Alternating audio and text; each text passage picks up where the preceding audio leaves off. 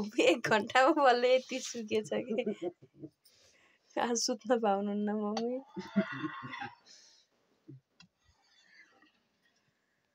गाह्रो छ।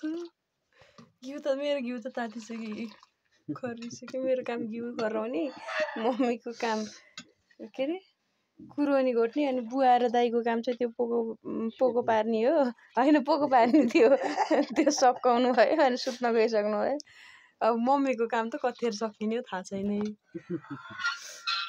बुवाले काम बाँडिदिनुहुन्छ नि त हामीलाई। बुवा र दाइको काम तिनी कुटुरा कुटुरी अब पोको पारिदिने गर्नुभयो। भोलि लगेर पुऱ्याइदिनु पनि हुन्छ। मम्मीको काम कुरोनी घोट्ने। यो चाहिँ कति फोहोर भनेर भन्नु होला। आजै लिपिया हो। त्यस्तो माइन्ड गर्नुपर्ने कुरा केही पनि छैन होइन।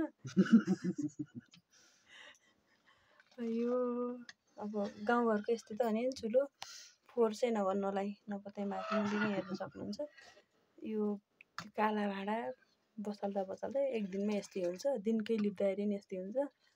तर कुरा छ यहाँ कुरोनीको 1 घन्टामा यति घटेछ क्या।